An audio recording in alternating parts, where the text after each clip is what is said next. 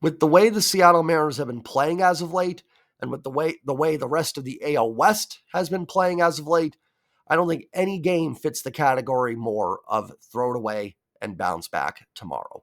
What is up? What is going on, everybody? Welcome back and welcome into the Seattle Mariners post-game recap. Mariners lose this one tonight to the Guardians 8-0. They fall to 44-32 on the season. And pending the results of the Texas Rangers-Mets game and the Astros-White Sox, the Mariners will either be 9 or 10 games ahead in the American League West. Before I dive any further, as always, you can hit that like button. You can be frustrated with the Mariners tonight, but you can still support the channel by hitting the like button. If you're new here, just lurking, hit subscribe. I'm 13 subs away from 3,700. And comment your thoughts on the game down below. Listen, Cleveland is a really good baseball team. Tanner Bybee's really good. You got him last night. They get you tonight. Win tomorrow, win a series. You have a pretty substantial pitching matchup advantage tomorrow. Now, that doesn't always play out, and we've seen plenty of guys that aren't great pitchers shut down the Mariners, but Luis Castillo versus Logan Allen should be a matchup that favors you. Allen's got a lot of wins, but a high ERA, and if you look at his Savant page, his underlying statistics, not good at all. Wouldn't be the first pitcher with not good underlying statistics to shut down the Mariners, but you do have a pretty substantial advantage, at least on paper, in the pitching matchup. And against a good Cleveland team on the road, you got a chance to win the series tomorrow. So, overall, if you would have told me the first two games would be split, I'd sign up for that. Cleveland's a tough opponent. And the Mariners have been playing really good ball of late. And truthfully, I don't remember the last time the Mariners had a game that was just not competitive from the start, really. I mean, they were only down 3-0 in the fifth. You could have rallied back, and we'll talk about Doug Eddings, and he didn't help the cause there. But it's been a while since the Mariners have had a game where they just really from the start got down and didn't really battle back into it. And then the lead just increased as the game went along. I think maybe the final game of the Astros series in Seattle, Logan Gilbert versus Arrighetti, I think that one was the last time I can remember that the Mariners just weren't really competitive in a loss. I know some people think the second game in Kansas City, Mariners were leading that game in the bottom of the fifth inning. So I wouldn't call that uncompetitive. Now, this game stinks, right? Like every loss isn't good, but the Mariners weren't going to lose 31 games all year. Cleveland's good. They got you. I don't like games like this because it's not fun when you get blown out. As heartbreaking as it is to lose a game 3-2 or something like that, at least it's competitive and it keeps you interested the whole way. And competitive baseball is better. Listen, maybe not the worst thing for our hearts to get a game where we are kind of like, okay, it happens. I'd prefer the Mariners to win those games 10-9-0, not lose them 8-0.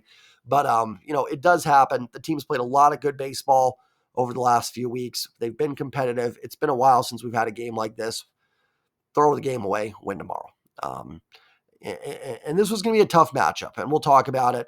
I think Brian Wu versus the Guardians is a really tough matchup for him. A lot of lefties in the lineup. Not so much this year. We know last year lefties gave Wu some trouble. I don't think it was anything that I'm looking at going, wow, he just can't get lefties out. But you look at today, kind of missing maybe that off-speed pitch to put a hitter away or something like that because so many foul balls early off Brian Wu that just led to higher pitch counts. And then eventually, when you're not getting the strikeouts, they're going to put the ball in play eventually. And for the Guardians, they're able to get, a bunch of hits off it. Wu did rebound after a tough first couple of innings, but overall not very sharp for him. And I kind of thought this might be a tough lineup. Doesn't strike out, puts the ball in play, makes contact with pitches in the zone. That's kind of Brian Wu's MO. We'll see. It could be famous last words. I do think Luis Castillo is a good pitcher to potentially shut down this lineup because he's a little bit more willing to be out of the zone, not in a bad way, but quality pitches, not right in the heart of the zone. We saw the Guardians did the George Kirby earlier in the year. So I do think Castillo is a better matchup for them. Doesn't mean they can't hit Castillo or anything like that, but I do think he matches up better versus Cleveland than say, Kirby does or Brian Wu does. So, and it's going to happen. Wu's been sensational so far this year. You're going to have, tough games. Before I get into Wu and injury stuff, let's talk about Doug Eddings, who was atrocious. Now, Mariners lost a game 8-0. It's very rare that I blame a game on umpires. Players got to play the game. You've got to make adjustments. And, at the end of the day, those are things you can't control. But Doug Eddings was absolute garbage tonight. Umpiring's been garbage all season. I don't talk about it a lot. One, because I could spend 30 minutes every game talking about how terrible the umpires have been. Number two, the Mariners have played so many close games, and you'd think I focus on umpires more in close games, but I'm so focused on, oh my gosh, get the hit, get the out, get the hit, get the out, that I'm not even thinking about, I got to go talk about how bad the umpires were in that game too. This game, there wasn't much else to talk about. That I'm going to have a rant here on Doug Eddings. And from the first pitch of the game, 95 outside, not a strike on JP. It also didn't seem like it evened out very much. Now, again, if you're a Guardians fan, watch this. Guardians kicked the Mariners' butt tonight. Doug Eddings was not like the main reason the Mariners lost this game. But baseball has a problem with these umpires, and it is becoming a joke. And here's the other thing, and good on J.P. Crawford. You didn't see J.P. Crawford gets tossed in the top of the fifth after Eddings punches him out on two pitches, frankly, that were well above the zone. The strike three pitch was actually closer than the strike two pitch. JP throws his helmet, gets in Doug Eddings' face, and was tossed. Good for JP. I don't blame him for being frustrated there. That wasn't the first at-bat that he was kind of screwed by Eddings', terrible umpiring. And then Scott Service comes out. He gets tossed. And here's the thing. JP Crawford is going to get fined for throwing his helmet. Scott Service may get fined. I don't know how it works with managers. You know who's not going to get fined? Doug Eddings. Nope, there'll be nothing. He'll be back out there tomorrow, standing on third base with his little arms folded, thinking he's somebody, and just no problem with it. Not a problem whatsoever. JP Crawford's going to get fined. Scott Service might. Again, I don't know how it works with managers. Doug Eddings won't. He will be umpiring next week, next day, whatever. No repercussions will happen.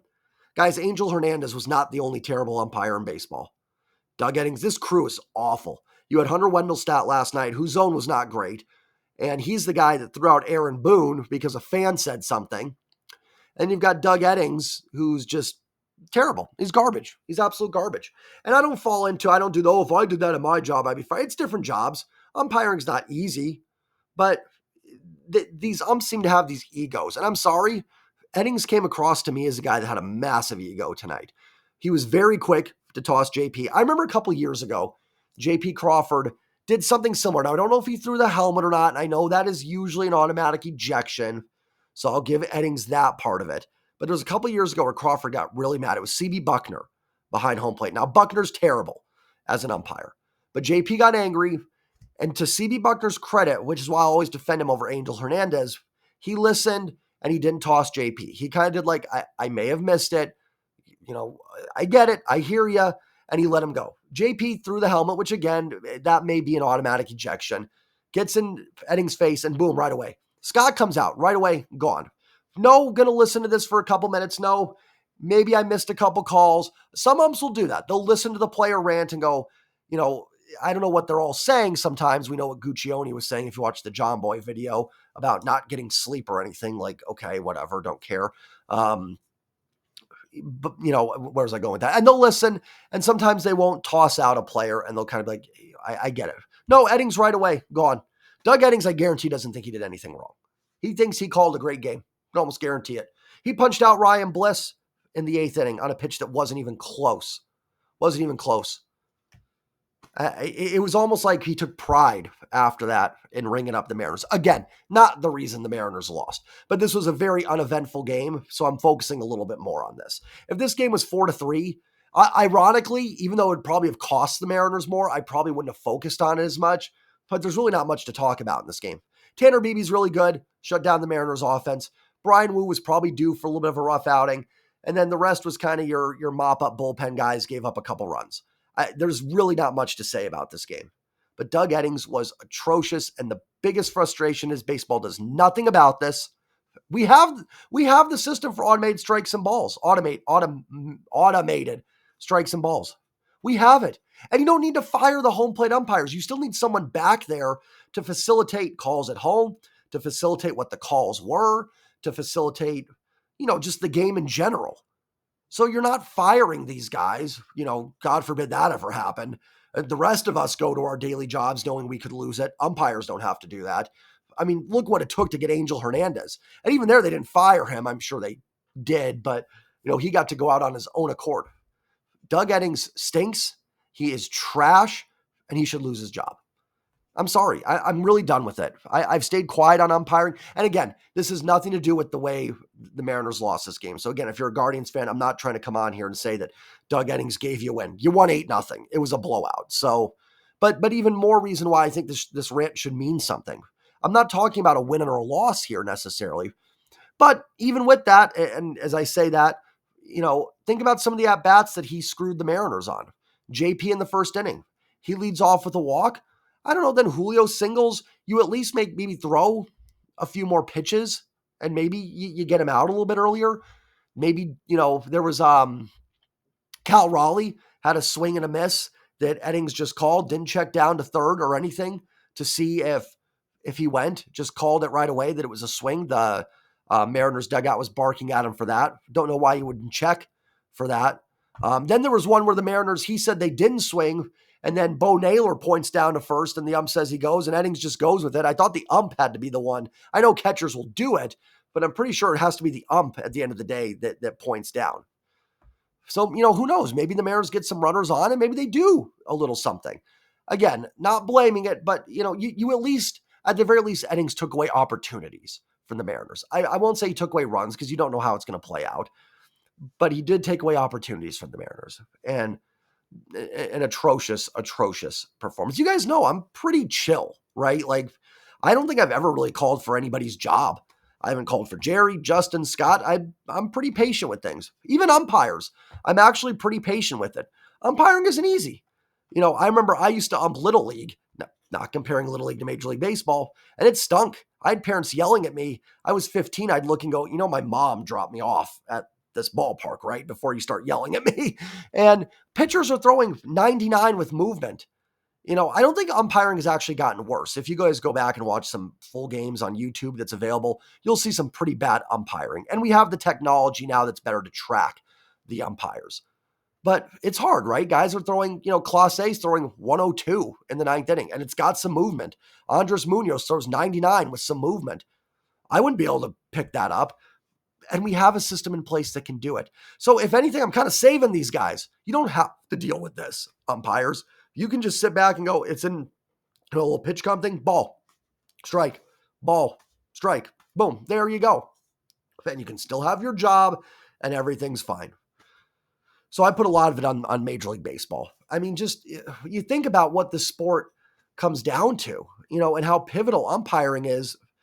And, we're allowing these guys, we have better systems in place and we're still using the old systems. The minor leagues use it. I know they're testing it, but it's just insane. It is absolutely insane. Eddings was atrocious, and I don't know. I'm not there, but man, he seemed kind of arrogant about it too. Usually too after that. Oh, and he was squeezing Mike Baumann in the bottom of the fifth inning. Usually after something like that, your team starts getting some calls. Like you start getting the borderline calls. Mariners still didn't get him. And like I said, he punches out Bliss in the eighth. And maybe I'm overreaching for this. Please let me know in the comments. But it almost seemed like he had a little bit of joyfulness to that punch out. Like, yeah, it's close. I'm punching you out. I'm, screw you guys a little bit. Again, Bliss is at bat. Who knows if he gets on base or not there. And it was 8-0. But man, was he terrible. All right, let's get in the box score. And then I'm going to get out of here. Not much to talk about. Brian Wu, 4 innings, 4 hits, 3 run, 3 earned, 1 walk, 1 K, gave up a home run. He gave up the home run to Quan that hit the foul pole. I am curious because Wu was pulled at 64 pitches, if there was anything they were worried about or just his first start back, in 10 days that, and I'm reading this, Colby from Locked On Mariners just tweeted that when asked how he felt coming this one, Wu responded, not great, and nobody asked a follow-up. Okay, that's not good if Wu said that. Here's my issue right now. And I'm sorry, I happened to see that tweet, and Wu threw 64 pitches today. He's already had some setbacks this year, missed time coming into the season. He's had multiple times he had to be pushed back a little bit, and he's still, he's topped out at 80 pitches. I'm not blaming the Mariners for that. They should be very careful. Wu is a good arm with a lot of injury history. But man, if he's having trouble getting past 65 pitches, not feeling great on, 10 to 12 days rest, you're going to have to make something happen. And whether that's, maybe Brian Wu becomes kind of your Chris Davinsky of those Astros teams in the bullpen, or you got to go out and get someone. I'm not asking for someone amazing, but it's just, there's a lot of issues with Wu and bouncing back quickly or not bouncing back. It's concerning. I love Brian Wu. I think he has got some tremendous stuff, and I think you could make a case of fully healthy Brian Wu is definitely in there with Kirby and Gilbert for what he can do on the mound and top line stuff. But man, if he's just having this much trouble bouncing back, it's concerning. And maybe they, I don't know the whole story. I just saw Colby's tweet there, so I just went off that real quick. Let me see if there's anything from Divish or Dreyer on Wu tonight. Let's see. Talking about why Julio was pulled. That was just because it was a blowout, and might as well give him an inning off and let Robles play a little bit. I think Divish is not in Cleveland, so it's Adam Jude. Let's see if Adam Jude has anything. No, nothing yet. So, we'll see. So take everything I'm saying with a little bit of grain of salt, but I do get really worried with Brian Wu and just not bouncing back quickly, not feeling great after starts, not being able to throw a ton of pitches. Again, not blaming Scott for that. Scott's doing the right thing. If Wu is hurt and can't do it, then you got to pull him. But the Mariners going to have some decisions to make with that. And I hate to say now you need a starting pitcher. You could just go with an Emerson Hancock, and maybe you don't. Maybe Brian Wu is fine. So I never want to jump to too many conclusions, but it's a little worrisome. Mike Baumann gives up 3 runs in the inning. I mean, Ramirez, I forgot who it was. Was it Jimenez scores on a grounder from Ramirez that Bliss doesn't get much on the throw? And then I think Naylor homered, Bolton and Bizzardo each pitch a few innings. Bizzardo looked really good in his last inning. You watch Bizzardo in that 9th inning, you can see why I like him. You see the stuff. You go, there's some pretty good stuff there, but man, just so inconsistent. And I'm assuming Bizzardo probably goes down tomorrow for a roster move to get somebody else back up and in there. So, we'll see what they do there. Cody Bolton had the 1 inning. I mean, I just, those aren't your high leverage guys, so I'm not too worried. Offense strikes out 14 times, walks twice, only 3 hits. Really poor offensive performance. Listen, like I said, Bibee, I think it's Bibee, Tanner Bibee is a really good pitcher. He is really good. Now, 6 innings, 3 hits, 1 walk, 12 Ks. Not a good offensive performance for the Mariners. I'm not trying to come here and say, oh, they were fine. They were awful offensively, truly. But we know this offense is inconsistent. It's going to have really good days. It's going to have some bad days. Bibee's a good pitcher. Got him today. Mariners have been playing really good ball, even swinging the bats better. This one I can forgive. Tomorrow, if Logan Allen shuts you down, I won't be as forgiving. I'll end it at that. That'll be my point on the offense. No real standout performances. Julio had a hit. Rojas had a double. Canzone doubled. Rayleigh and Ty France each walked. JP probably would have walked if not for Doug Eddings. Not much to really, that's about it. So, tomorrow you've got a good pitching matchup, possible pitching matchup advantage. Take advantage of it. Win the series. This is a big series. You're playing a really good Guardians team that's been good at home. I don't think they've lost consecutive home games but once this year. It was going to be tough. I figured today was going to be a tough one.